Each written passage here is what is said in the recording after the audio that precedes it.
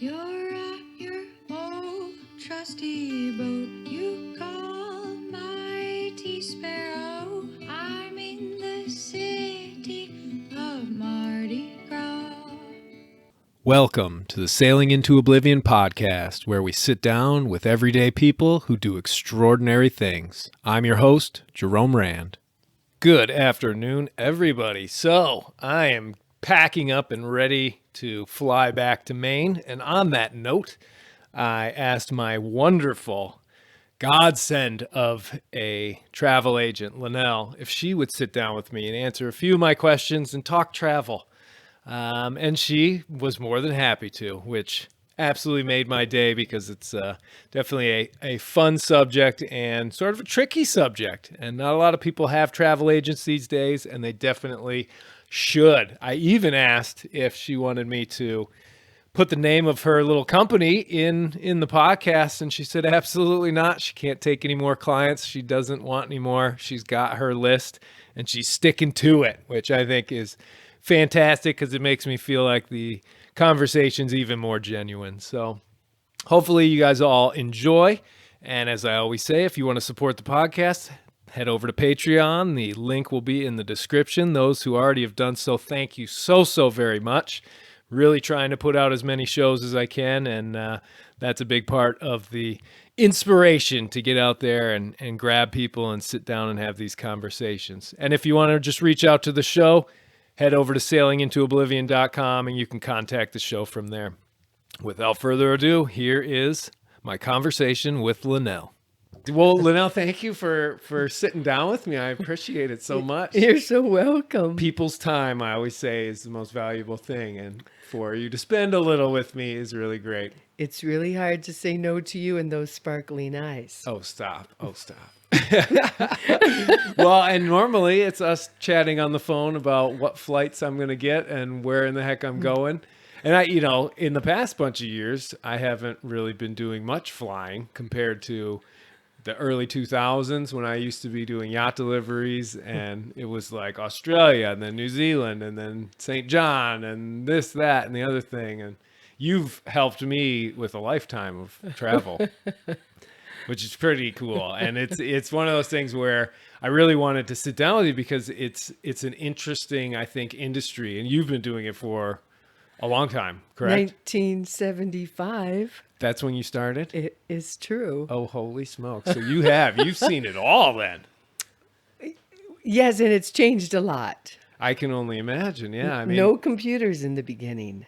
And were you always based up here in Northern Michigan? No. I'm from the Holland, Zeeland area. So okay. Grand Rapids is where I did most of my work. Yeah.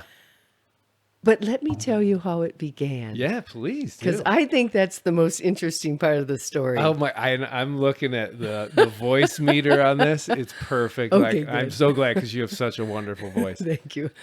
So my mom, I'm getting ready to graduate high school, and my mom's like, "What are you going to do?" I'm like, "Oh, I don't think I want to go to college, and I have no idea." And there came a knock on the door, and it was this little gal with a briefcase, and she said, "How about travel agent training school?" And Really? I looked at my mom, and my mom looked at me, and we looked at pictures of Jim Neighbors checking into Pan Am in Los Angeles. And my mom goes, "That's the career for you. You'll love it." So I did at-home training and then a month in Miami, and I came right back to Grand Rapids and got a job immediately at Wagner Travel. Really? Right downtown Grand Rapids in the Waters Building. Yeah. Well, that is where a girl like me with no training, except for, I know the codes, the airline codes, the city codes. I had to write all the airline tickets by hand. Holy smokes. So there's 5 travel agents selling airline tickets, but they all have to be written out by hand. And you're in that point in time, you're on the phone with the airline. Yes. And then you've got the person probably sitting in the office and you're trying to... You know how we found out about flights? How? The official airline guide was issued every month, and you would have to look in it kind of like a telephone book. I want to go from Detroit to Los Angeles, and then I want to go from Los Angeles to Honolulu, and you have to connect all these flights. And because they were like standardized back then, they sort of put out the schedule in They put out advance. the schedule like a bus schedule, And that was it. and that was it. And you know how many fares we had? How many? 3. So there was first class, there was coach, and there was a discounted coach. Only F, Y, and B. That was it. That was it. And now there's premium economy, I premium plus upgrade, exit row.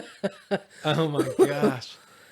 So you guys are there, and it's all. I mean, I like to think that technology sort of can streamline things, but I also see a lot of times where it really seems to screw things up. Well, it sure made it easier because when I would call an airline, they didn't have computers either. Right, right. And they had a swing table. So they would fill up these airplanes by grabbing a card and saying, oh, okay, we've got one to Los Angeles, we've got one to Detroit, we've got one to New York. And so they put them in piles and by days. Swing tables. No way. And that's how they were making sure. Oh, That's how wow. where they were making reservations and keeping track of it because there weren't any computers. But that really changed soon after. I think like in 1976 or 77, our office got 3 computers and they'd be on a swing table. So Yeah. I could use it and then my work Oh, you companion just could. swing it right around. Yeah. Holy And that smokes. made such a difference. Well, and those would have been the very basic computer, green, The green screen with the green type on it, and that's all you were seeing. Oh my And gosh. whatever we booked and wanted to ticket, the airline had to send the tickets to us on a teleticketing printer. Right, right. Oh my So gosh. we'd input all of the information that we needed for the next day. Yeah. And we'd wake up in the morning and there would be piles of tickets laying on the floor. This machine had spit them out all just night put long. them out all night. Because I mean, when you sold a ticket back then, you gave that ticket to the person and they walked with it out of your office. There was none of the printing it up at the boarding pass, or would they still have to check in and then there was more? No, that No. was it. That was their ticket. That was their ticket. You forget it when you get to the airport and you go, oh, I forgot. you had to buy another one. No way. And then we'd have Wow. to file for lost. Right, right. But if I sold a ticket to Jerome Rand and he didn't want to go, he could say to his buddy, Bob Smith, give me $50 for this and you can go. Yeah, because there was no ID needed or anything, right? Nope. Wow. I only experienced that when I was in New Zealand back in early 2000s, where we went and you would get on a plane without going through metal detectors or anything, and I think you had a ticket and you just gave them the ticket and you got on. But that was domestic travel in New Zealand. But boy, that brings back some memories. So much has changed since that pinnacle, 2001 incident and everything. And Oh, I mean, that we'll get into that later as far as how that must have been. I can't even imagine what that was like. That must have shook the entire industry. Holy smokes. But so we're still back in the 70s now. This is so fascinating because you would think like it just wouldn't be possible without a computer. That's the mindset people are in these days. yes. But it really was. I mean, it was all just the manual ticketing and oh my gosh. And you know what I really miss? I miss the junkets. Oh, I've heard of that. What is that? So the junkets were Acapulco, Las Vegas. Now Acapulco, who goes there anymore? Nobody ever calls me and says I want to go to Acapulco, but it was a big thing in the 70s. Yeah, yeah. So the junkets were on Wednesdays and Saturdays. So you could either go Saturday to Saturday, Wednesday to Wednesday, Tuesday to Tuesday, or you could go Wednesday to Saturday or Saturday to Wednesday. So you could either go 7 nights, 3 nights, or 4 nights. And what was the whole thing behind it being called a junket? Was it just Just a charter. just a quick charter? Just a quick charter. And were they nice and inexpensive? Yeah. How much were we talking? Oh boy, it would be $7.99. I think was a week long, but it depends on which hotel you stay at. You Right. could spend $12.99 by stepping up the hotel, but Yeah. though that was kind of like the lead-in price for Acapulco, $7.99 per person. Oh my gosh. Airline ticket, hotel. Yeah, everything. Well, and that, I mean, they still on the online ones, you can bundle it all together and all that sort of stuff. But so that would have been the original.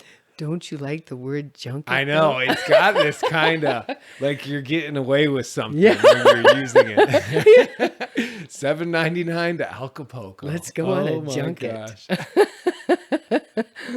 Oh, and Las Vegas has changed so much. It was so beautiful in the 70s. Oh, well, and before we get into that, I want to ask you, are you able to just get crazy travel, like discounts and things like that through, I mean, you would assume of so, right? course. Holy Of cow. And is that for like course. you and your family, you and your friends? What? Well, it depends on who is making the offer. So, let's say a cruise line wants LaNell to sell more of Yeah. their cruise line. So they'll make it available to me and my traveling companion. Uh-huh. So it would just be one, right? I wouldn't want to fill my cabin up with girlfriends. Yeah, right. No, for sure. But yeah, they'll try and entice you in there because then you're going to try and push their Yes. Well, product. it's easier to sell what you know. Yeah, true. We always had, when I was working in the resorts in the Caribbean, we always had travel writers that were basically put up for a couple of nights for free, and they get all the all-inclusive stuff because Yep. you want them to have as good a time as possible, so they'll write something nice about the resort. Yep. So you just get a ton of that. Yes, well, in the 70s, 80s, 90s, it really was more of convincing people to travel because it wasn't that big. Not like it has been Yeah. before COVID.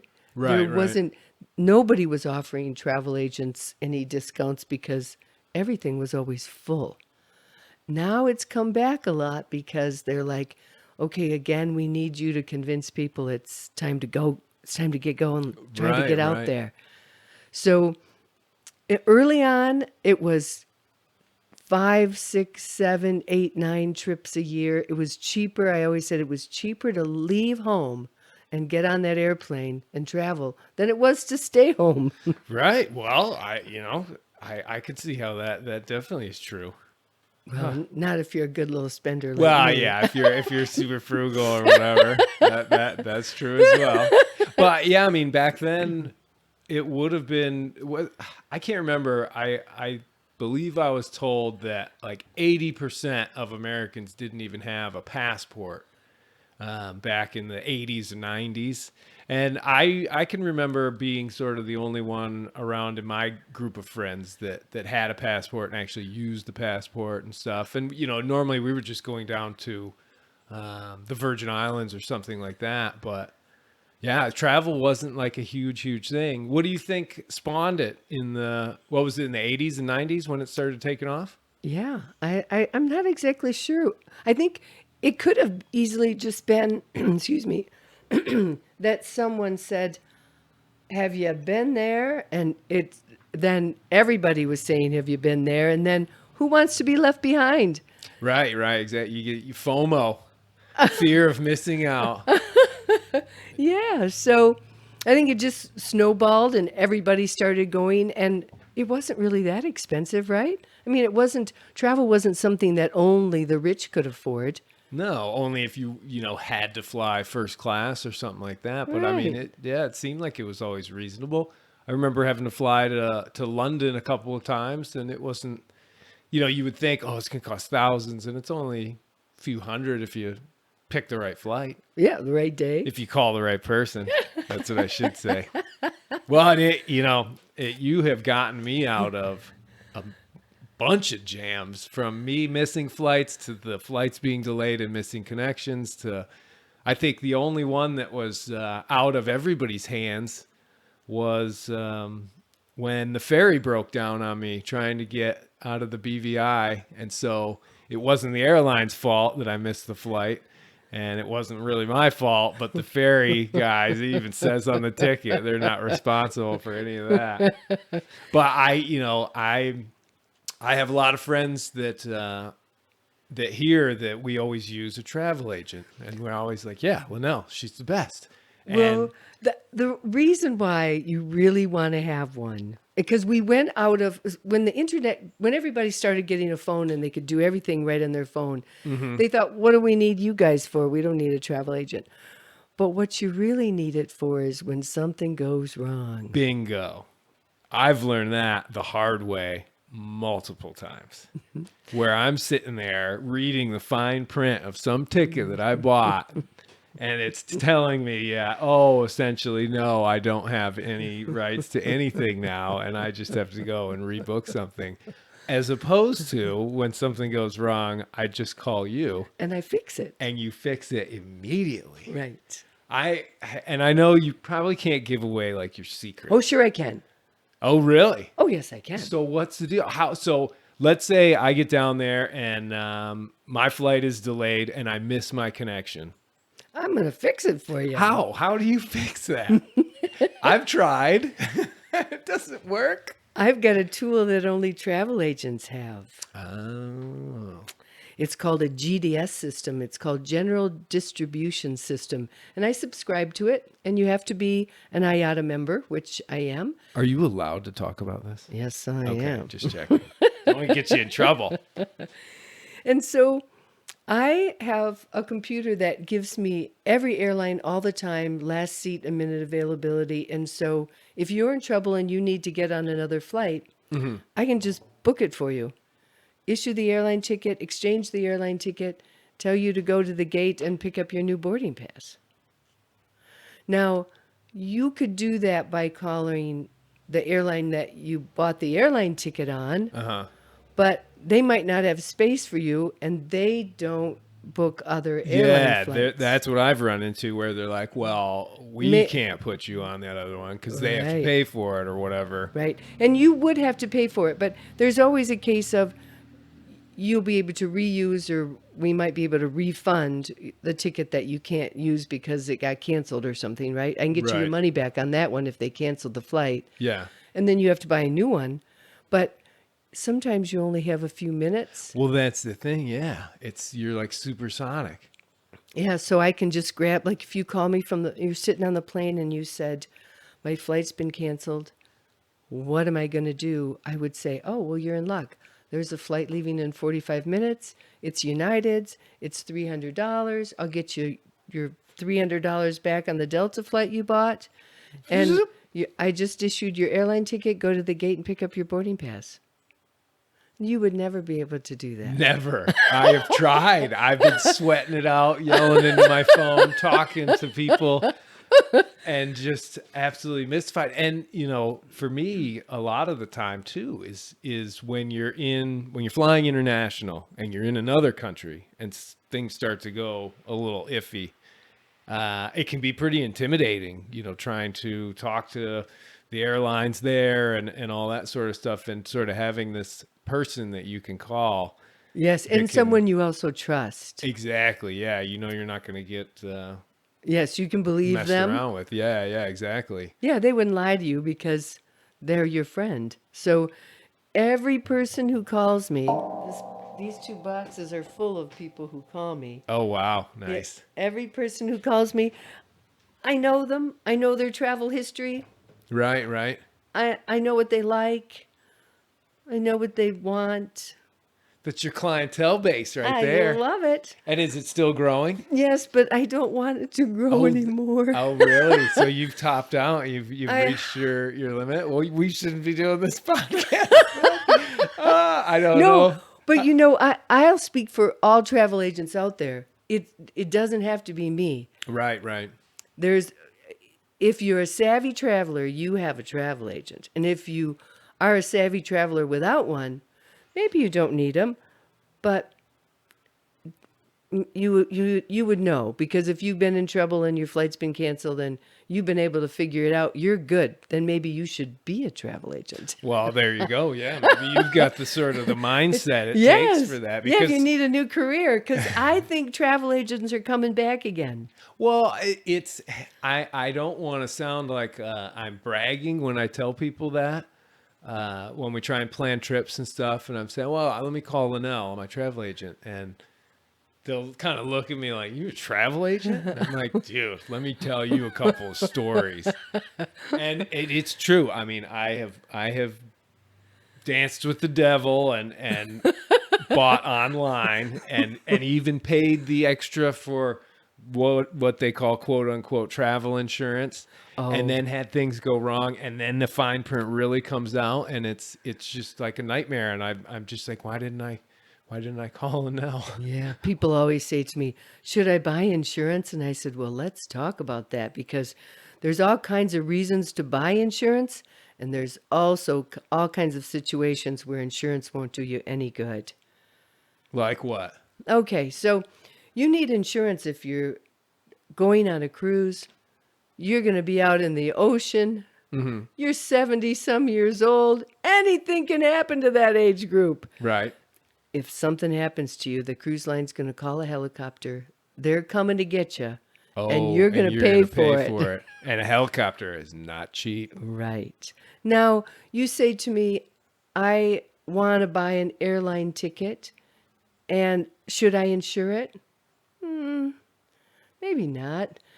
Your airline tickets you can reuse towards future travel right now without any penalties with Delta until 2024. Oh, why if would you don't- insure that? If you end up being like, oh, I'm not going to use this flight, then You can use it okay. for the next 2 years with no penalty. Why would you buy insurance for that? Right.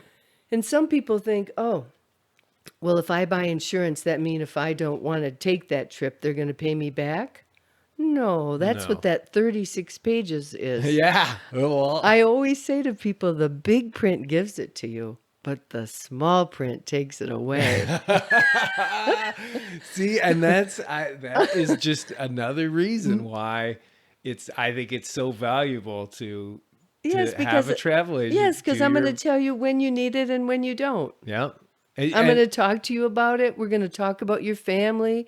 What would be the reasons why you would cancel? Like if a man of your age, I would say to you, well, what are the chances that medically something's going to happen to you? Maybe you want to buy the insurance policy, but if you had an aging parent or kids at home, Right. then I would say you probably should have it.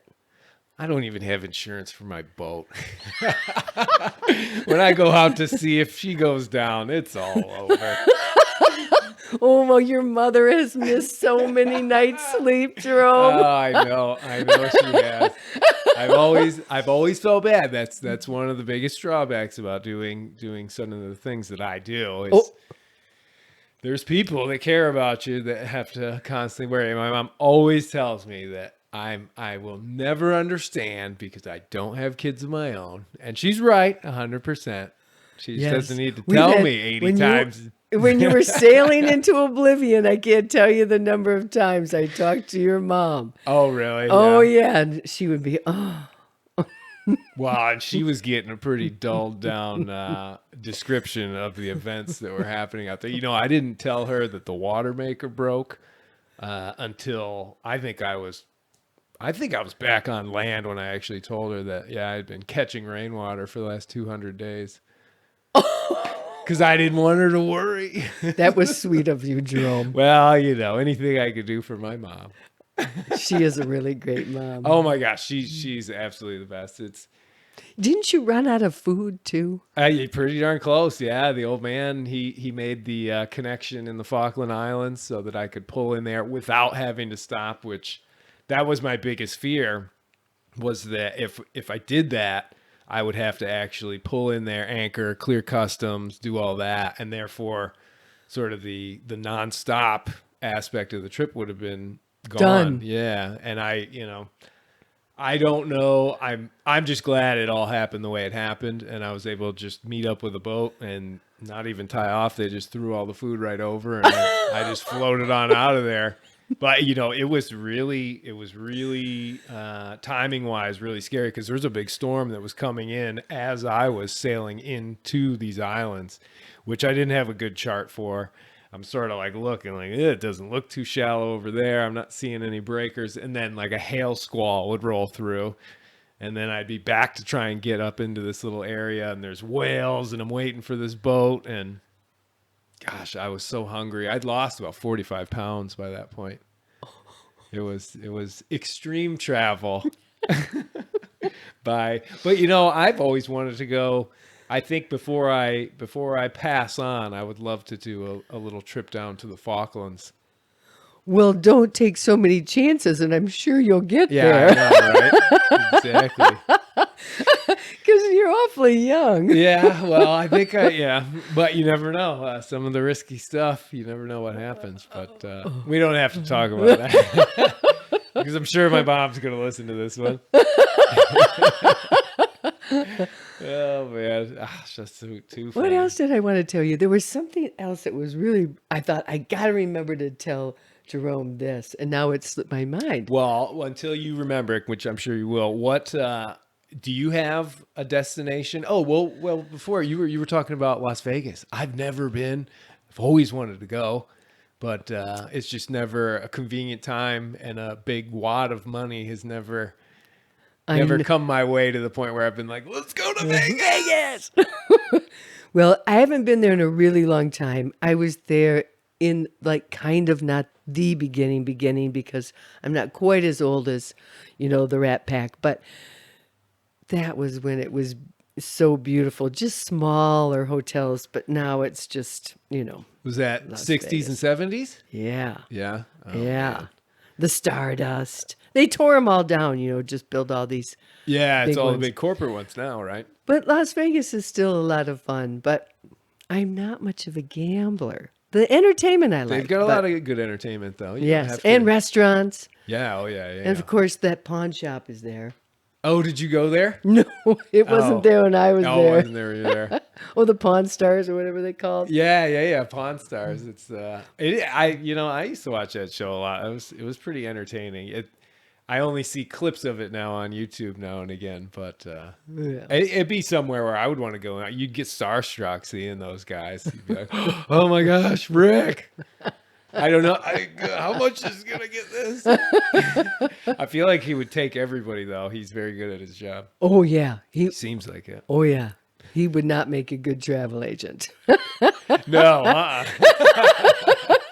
Yes, because we always are looking for, or at least I know I'm always looking for, the best price. Yeah. Oh, yeah. Yeah, let's get you the same thing everybody else has got, but You're at a trying lower to save price. as much money for the customer. He's Yes. trying to He's- save. Yeah, he's trying to make He's all the trying money. to make as much money out of his customers as he can. Exactly. Well, I did a podcast not too long ago, and was telling the story of oh shoot, I forget the guy's name, but essentially post World War II, he wanted to get to Australia from I think he was in Panama, and there was a huge lack of shipping. Everything had sort of just was waiting till the dust settled from the war.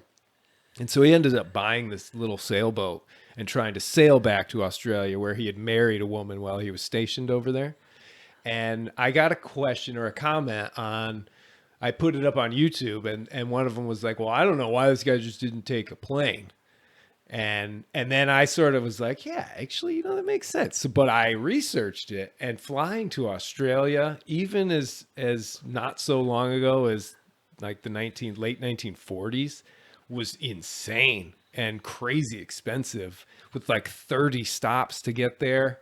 And they called it the kangaroo route or something like that. And they had accident after accident.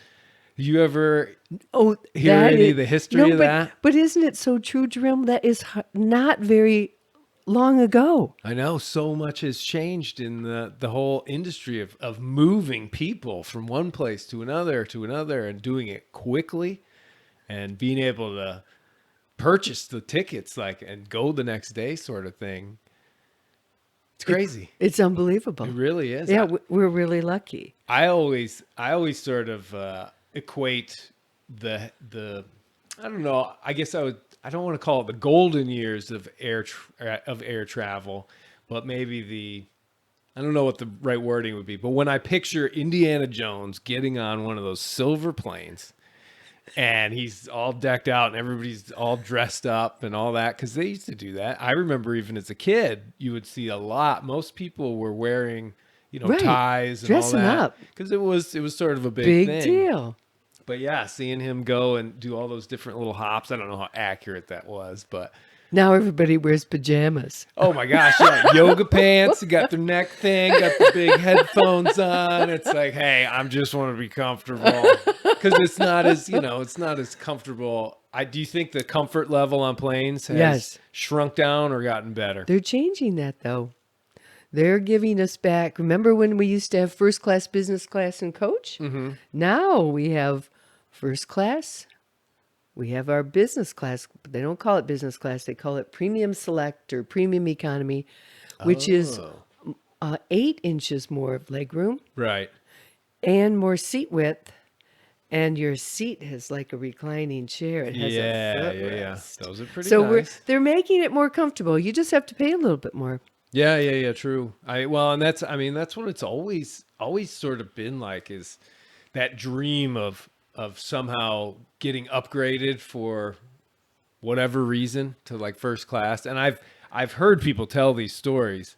I don't even understand how that whole thing works. Sven somehow seems to always get onto some list where he's checking his phone the day before his flight and he's like, "Whoa, I'm number 2 on the upgrade list." What does that even mean?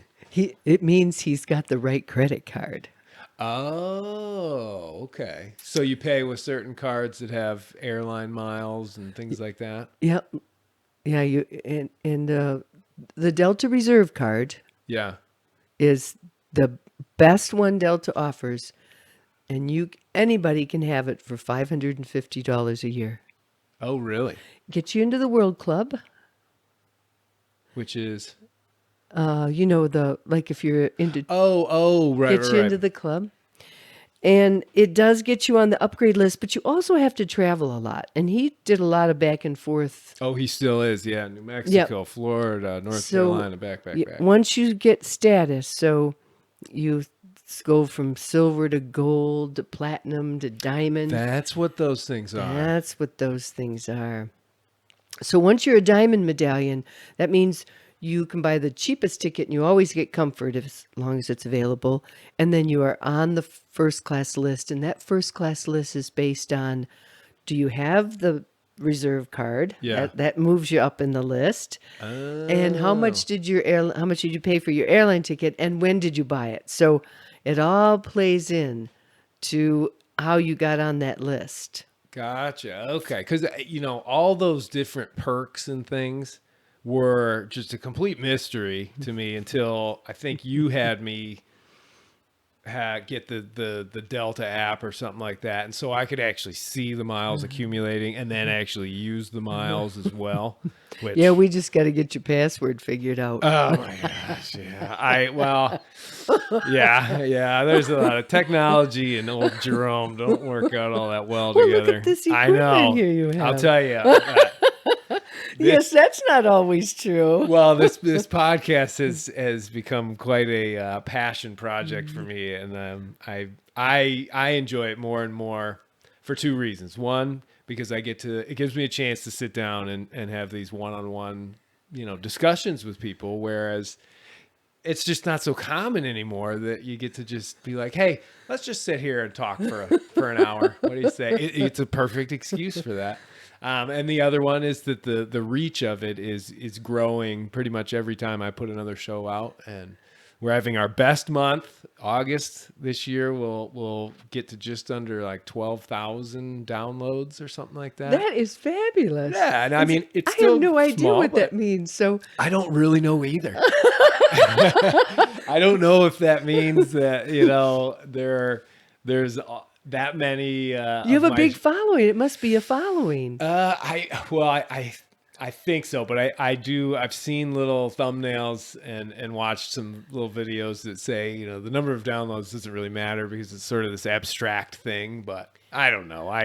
It's one of those things where it seems like from the data that it continues to grow. And I do know that I get a lot of emails and such about the show and people asking more questions, or they want to know this or that, or just comment on what we talked about, which is awesome because then I know that it's definitely becoming more engaging for the listeners, Yeah. which is what I want. And Everybody likes to be entertained, and maybe people are sick of television. Maybe they're like, I don't want that cable bill anymore. I can get everything I want. to Jerome's podcast. Exactly. It's wonderful. It's my favorite It's our show. favorite. Okay, so quick question. Yes. What's the favorite, like mind-blowing number one place you've ever traveled Okay. to? So everybody always asks Sure, me this that is- question. yeah. This is like the question about when people meet me, they're like, what's the worst storm you've ever been in?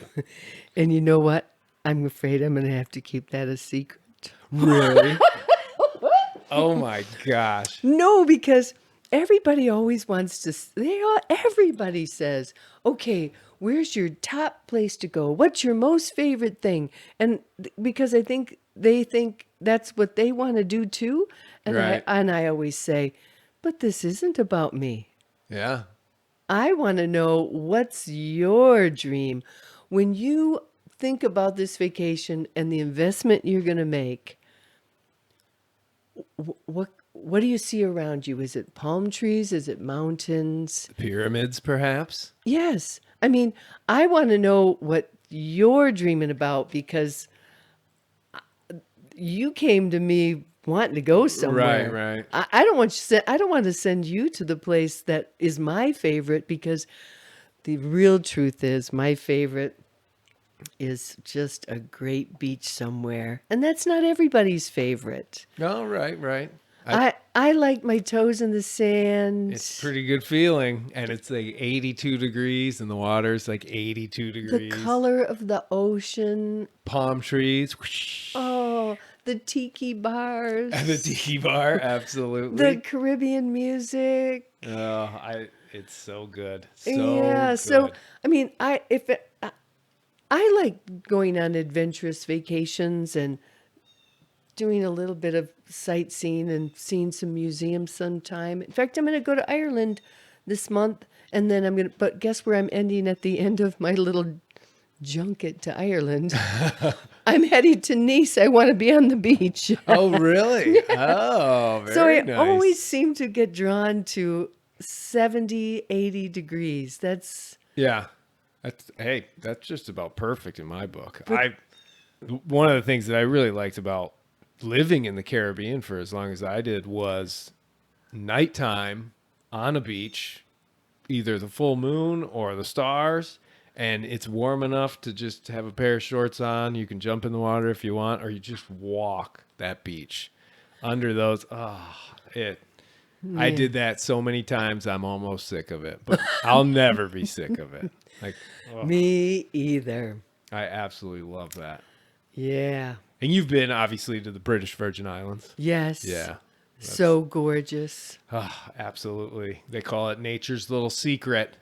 Secret's We out shouldn't though. be talking about it. Well, they need. I think the Caribbean as a whole really wants as many people to come back down there as possible. Because nobody's been there. Well, they had 2 such years. especially the BVI. They had 2017 Hurricane Irma that's and right. Maria, so a lot of the places just got destroyed, and then they just get all these new nice places reopened, and then COVID hits, and then whop. And so I think they are really itching for an influx of people Very to get down hungry. there. Yeah, no, absolutely. So get out there, people. Yes. Get out This there. is your year. Let's start traveling. If not 2022, then start off fresh in 2023. Yeah. Yeah, right. Yes. I really think people are getting back to it. I hope so, because it's memorable when you go and you have these experiences when you travel. That's the time in my life where I'm always like journaling and all this, and I look back on it, and yeah, I mean, you have to go through some aches and pains to get to some place, but it's always going to be worth it because you're experiencing something new and beautiful and crazy, and I think you grow as a person. And I do agree. The getting there is the least favorite part of it. But that's where you come in. That's where I'm going to make it as easy as possible. If you wanted to, if what would you recommend to somebody that was like, boy, LaNell, I really want to go down to the Caribbean, but it's such a headache. It's so hard to get down there and all the flights, and I don't like doing any of that. What would you recommend to them? Get over it. There we go. Just get a book, download some movies, pass the time, get to know somebody, or stay in your own little corner, whatever you like. But Fork out the dough for first class. yes, get over there. Yeah, That'll- get yourself an airline credit card, start spending money, and then get you those can go miles for up. free. Yeah. No. Well, that's the thing I never really understood. Maybe you can shed some light on it. The miles, when you accumulate those by flying, Yes. right? But the vast majority of them, don't they get accumulated when you use an airline's credit card to then purchase stuff? I have airline credit cards, and I pay all of my bills with that. Really? Mm-hmm. Okay. And I that's don't all write just through- checks. So I, so far, have just a little over 700,000 Delta Sky miles. Oh my gosh. Wow. Because I haven't really gone anywhere, Yeah, yeah. and I've been saving them for a long time because I have a goal. Oh my gosh, I feel like I'm in that movie Up in the Air. This is George Clooney. I really want to go one winter to New Zealand, Oh. and I do not want to go in coach. No, you definitely don't. I've done that twice. No good. No, it's bad. Bad. So Delta flies those lovely aircraft to Sydney. Mm-hmm. They don't fly to New Zealand, but that's okay. I'll spend a little time in Sydney and then Oh, just yeah. take a quick little flight over to New Zealand. Yep. And so that's my plan. But I have two really sweet dogs, and I can't go until Oh, you don't board them? never. Never. You and my mom, I tell you, with the Great Dane at home, I'm like, hey, you guys should just go down to Florida or whatever. Go for, get out of here. It's going to rain all week. We're not going to board the dog. No. I would board that dog in 2 seconds. Would you? Yes. Because you They don't have have a lot dog. of fun in those boarding houses that they go to. You think so? Sometimes. The one up here is great. My dog doesn't like it. Oh, really? Well, I'll tell you, the one with my parents had before, Addie, the Harlequin Great Dane, Yep. I think she broke out in like hives, all stressed out. She was a pretty dainty Great Dane, though. This one, I think, would jump for joy. But I get to hang out with other people. Yeah, no, my little boy, he don't want to go there. Really? Oh, that's too bad. No, but that's good because then I just keep spending. Oh, you I keep just saving, keep racking them up. I racking 'em keep saving. Yeah, no, I really like knowing that I can go anywhere I want. Like if I said tomorrow I wanted to go somewhere, You could just go I for could it. just go for it. I wouldn't need any money. I'd just go at delta.com, Yeah. And just book my nail ticket, it. and go. Holy cow, 700,000. I know, isn't it crazy? Have you seen that movie Up in the Air? George Clooney and I didn't. well, he's basically he goes around to companies and he's like the firing guy. So if you've got 50 people you have to let go, they bring him in and he does it. So he flies 300 something days a year. Oh, just firing people. Oh yeah, that's all it does. And the premise of it though is that he's saving his miles, and he's trying to get, spoiler alert, he's trying to get to 10 million, because he'll be like the 7th person ever to do it. He'll get his name on the side of a plane, and he gets it's all through American Airlines or something like Oh, that. how fun. But it is, I always really like that movie because it's a lot of it's filmed in the airports and stuff. And I used to do so much traveling. It sort of became a second home for me. And I thought, when I was doing all those presentations right after I got back, I was like, oh man, I'm going to be like the road warrior in the air and flying. And I had my fun with that, but obviously things changed, but Oh man, I definitely recommend you watch that movie. It's really Yes, good. I'll Up do in it. the air. I'll Yeah. do it. Yeah. The next cold day, Yeah. which is going to be Coming up soon, I'm soon. sure. I'm sure. Yeah, it's although it's kind of nice the last few nights or I guess last night was a little cooler, but man, it was getting muggy and hot. Cuz I live in a tent when I'm up here. What? Yeah. Oh, they're nice. The tents, they're about as half as big as this room. So it's like 10 feet by 12 feet, but with, 7-foot ceilings. And I have two of them. I built platforms for them and stuff. I have a hard time sleeping in indoors fully. Like, when I'm out in Maine, I live on the boat and all the portholes are open and the hatches are open. So I'm essentially outside. Right. And when I'm at sea, it's pretty much the same way.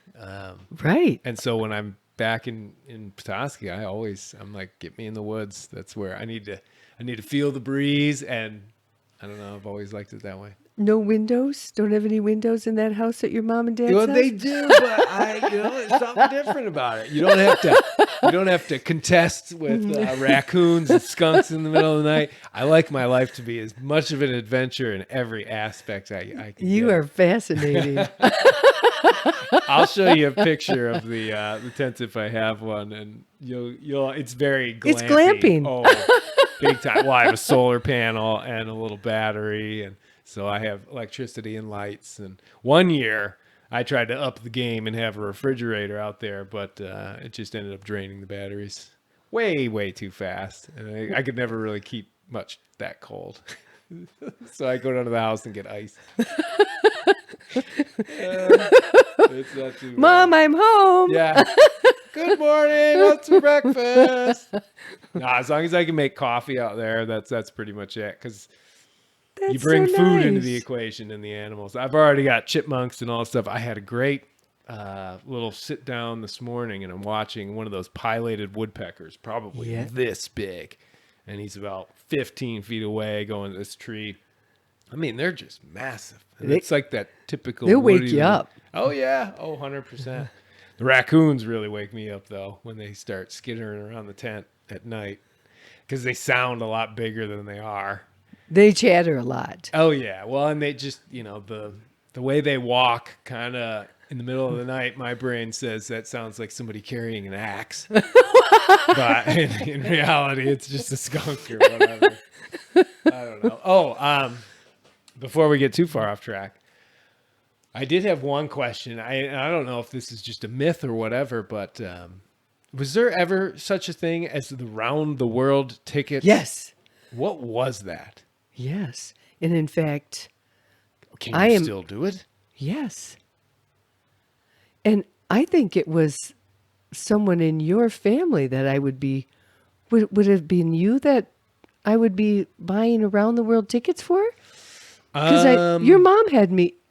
Who? There was a time where I was headed to England and I was going to be there for a month or two. And then I was flying to Australia via Japan and I was going to be there for a few months.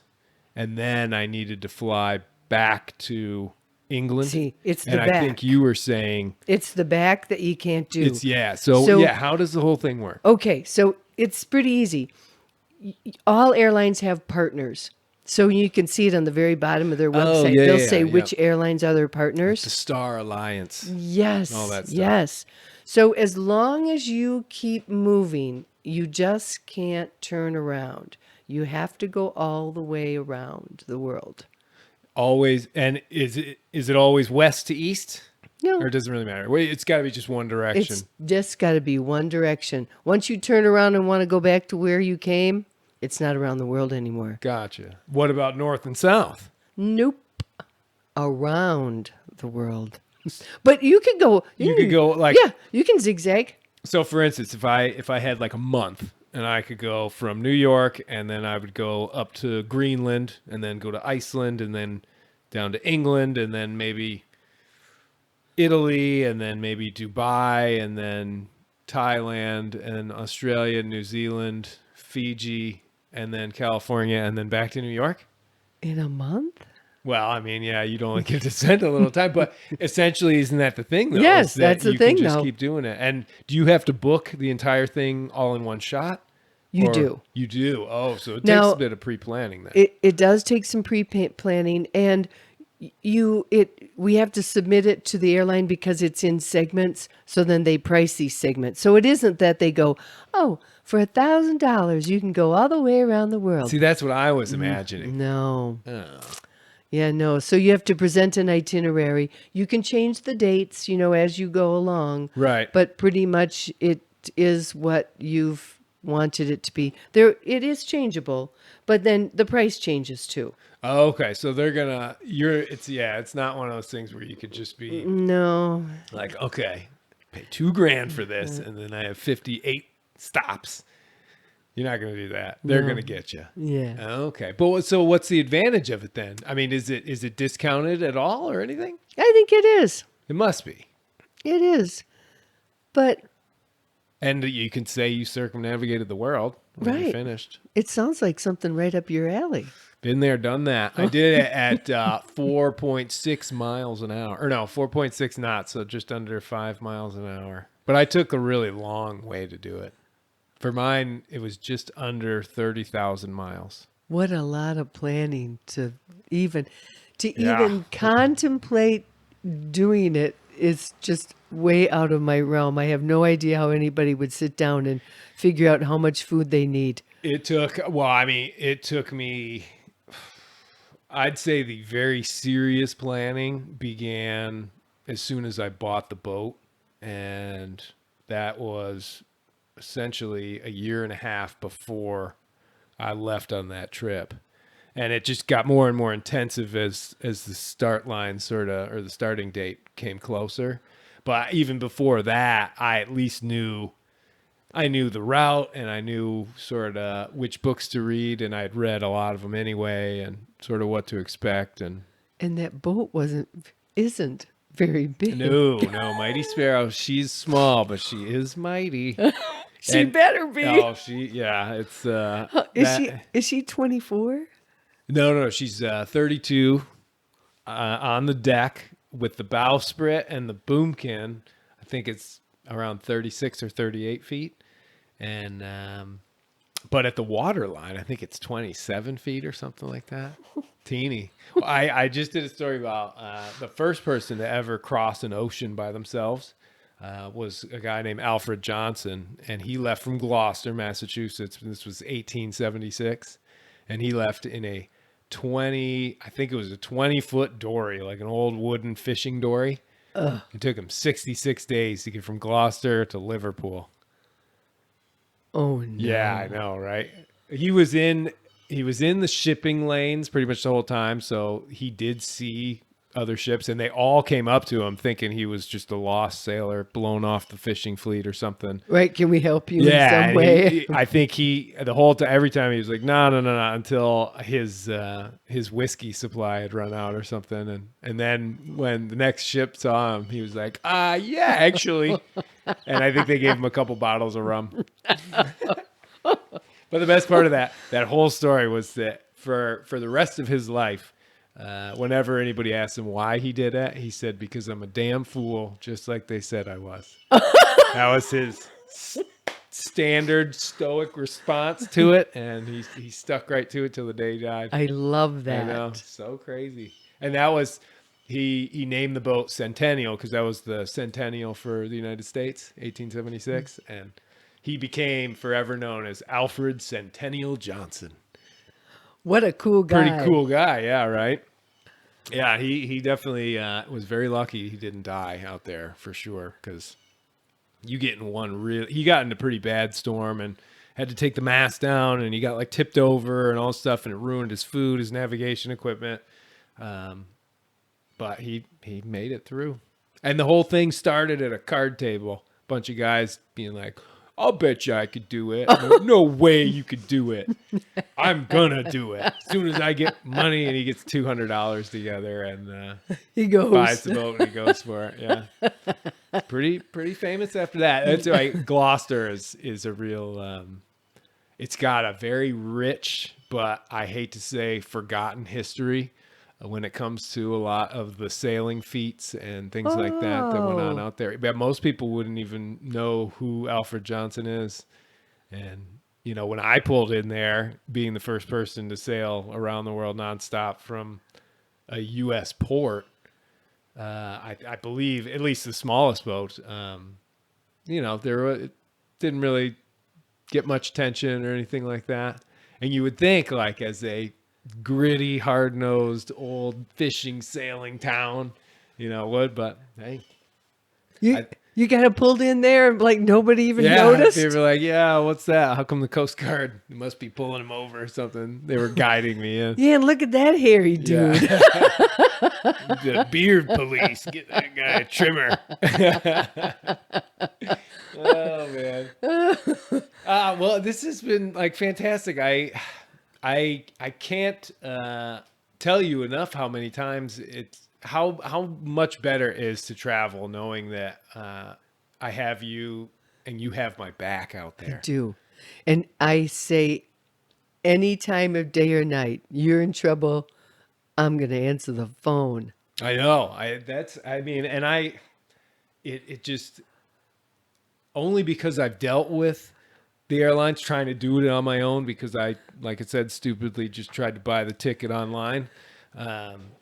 Knowing that, and I'm sure most people have an experience like that can all just be circumvented just so easily by having a travel agent. And I want to, when it comes to travel agents, there's two big differences between us. Oh.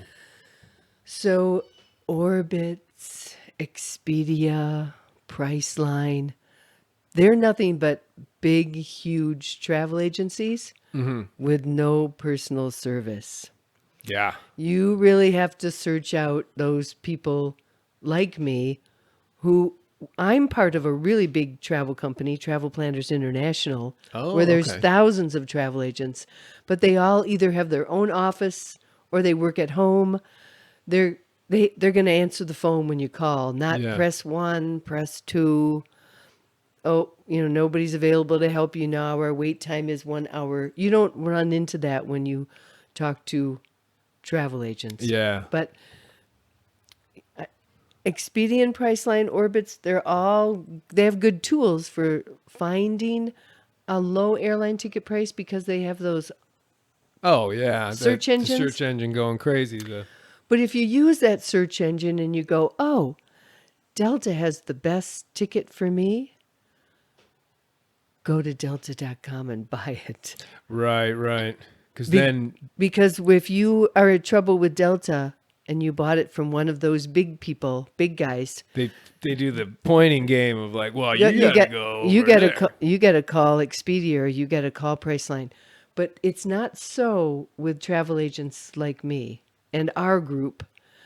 We're partners with the airlines. Mm-hmm. So if you go, I bought the airline ticket from LaNell at Up North Travel, then they would be, oh, well, we can help you. Right. Immediately, they're sort of like bending over backwards to try Yes. and take care of your customer. I feel like I should have like a shirt. You should have merch where you're like, I travel with LaNell. Watch out. Oh, right this way. Move away, first class people. We've got one of LaNell's customers. Well, and just for the listeners who maybe have never used a travel agent or something like that, what is sort of the average cost? Oh, sure. Let's tell them that. So depending on the travel agent, they can ask any fee they want. Yeah. What I do is I charge $50 per ticket for research and issuing it. And if there's schedule changes and it has to be reissued again, or if your flight gets canceled and I have to fix it, there are no more fees. Right. That $50 covers everything that would ever need to be done with that airline ticket. Yeah. Now, you want to go on a cruise, you want to take a tour, those companies pay us a commission.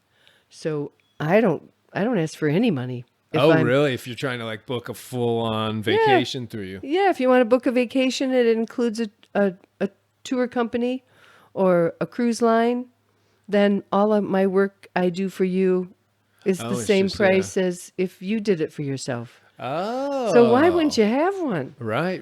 Because we know Interesting. what we're doing. Yeah. No, hey, trust me. I feel like I'm sitting with an expert because I am. I absolutely am. Oh my gosh. Well, I did have a question about the state of travel today. And before I left Maine, I was seeing little blurbs on the news about the airlines canceling flights, for no reason, and this, that, and the, and I heard it enough where I was like, geez, am I going to be able to like fly home? And then I call you and you get me a ticket and I fly home and it's no problem. It is a lot of that stuff just like hype in the media, do you think? What? Or have you seen something that you can? Yes, I have seen something. So when COVID hit, we all stopped working except for we all were busy canceling everybody's plans, right? Right. We weren't really making any. We were canceling them. So the airlines kind of, lots of people who had, maybe worked in the industry for 30 years, 40 years said, you know what? I'm going to retire. Right? Like, yeah, it's a perfect opportunity. Yeah. I'm sure companies gave early retirements. We can't afford to have you sitting around here when our phone's not ringing. Yeah. When our airplanes are flying, we don't need flight attendants. We don't need baggage handlers. We don't need any of that stuff. And we knew fairly early on. At first, when it first came out, I thought to myself, "Oh, it'll be all cleared up by April." Yeah. But once April came along, we all knew this was going to last a while. So now it seems to be in hand. Everybody's countries are opening up. COVID requirements are diminishing. In some countries, not even, lots of people still like vaccination certificates, but that will all change too. But so now it's ramping up, and they don't have the employees. They don't have the people to answer the phone. They don't have the people to. So it's a labor shortage then. It is. And then it's all the schedule changes. So many schedule changes. The 1st of August, I spent 2 solid weeks cleaning up schedule changes because I had probably 70 people that were affected by it. And Oh, the really? city that they were flying out of, there were no flights anymore for that city, our little town of Pellston here. Oh, So okay. everybody I had to call and say, okay, where would you like to leave from now? Do you want to buy a ticket on somebody else? Should we get a refund on this one? So it was labor intensive. Yeah. Oh, I'll bet. So it was a mess. Huh. And it probably will continue to be a mess. And whenever there's a schedule change, it affects people. And some people don't maybe notice it in their email, and they get to the airport and they found out, oh, you changed my flight? Right. Well, would you like? I'm flying out of here on Sunday. If that changes, I would know about you'd it. know about it. Yes. It would come into my queue and I would be calling you on the phone. Sometimes it's if a couple of minutes or a flight number change. I don't even bother Yeah, it's telling not you a big about deal, it. Yeah. If you're not there 2 minutes before the flight. Yeah. Right. Well, then that's my problem at that point. You do have to assume a little bit of responsibility. Yes, to being at the airport. But yeah, so if you always should check in online 24 hours in advance. You Oh, okay, really yep. should. Top tip. And you also should download the app on your phone for every airline you're traveling on, because then you're going to get notifications of changes. Boom, you'll see it right there. Oh, right. Not just the if you are still after hearing these horror stories, if you're still not using a travel agent, the app for like Yes. Priceline or something, it's gonna be like third hand news to them if things change. You would definitely want to have the airline The app. airline app, So okay. if you buy your airline ticket on Priceline and you're flying Delta, download the Delta app because Delta will notify you at least. Right. Okay. Because, I mean, just my little business here, just one girl, just one travel agent in this lovely little office Lovely space. office. It's like a cabin on Walloon. It took me 2 weeks just to rebook all the Jeez. passengers I had. And if you don't do it right away, the flights will be full because now we lost 3 flights. So the rush to get my customers a seat Yeah. is enough to keep me working 12 hours a day, 6 hours, or 12 hours a day for 6 days a week, just Yeah, because I want to make sure that well, I'm sure now you have to change your date. You're not going to be able to come that day because there are no seats. Right. And then your travel is affected. Yeah. So I don't really know the real answer, but I think that's part of the big problem. And don't you see it everywhere? Nobody has enough employees to get anything done. Yeah. Oh, absolutely.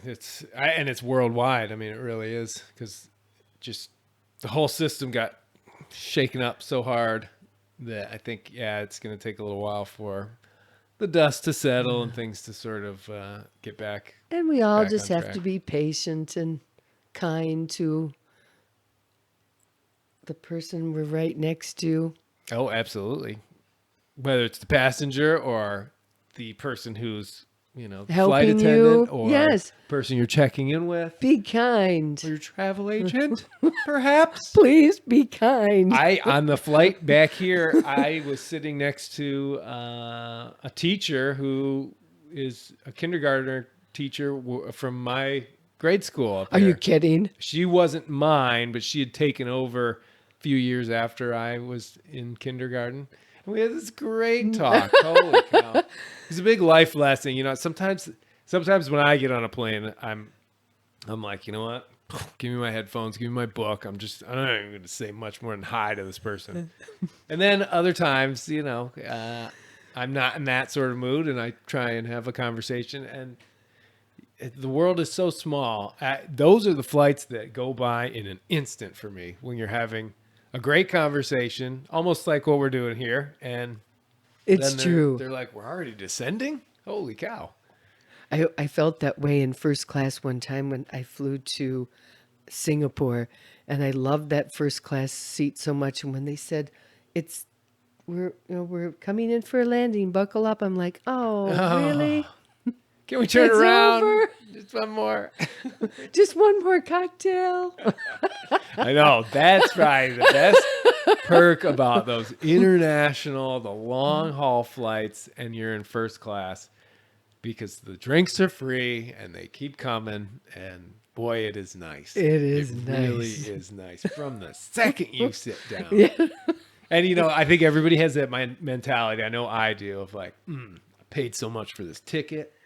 I got to earn it back by drinking as much as possible. Oh, gosh. Well, LaNell, we're well past an hour here, believe it or not. It just felt like 15 minutes. I know, it goes by so fast. I can't thank you enough, obviously, for having me in your wonderful little office, Thank you. and with your busy schedule and stuff. If there were any top tips or anything like that, if you've got the mic now, for my listeners out there, is there anything you just want to say? Keep smiling. Wow. Smile. It's free. And it's nice. Exactly. And it helps the world around you more than you know. And get yourself a travel agent.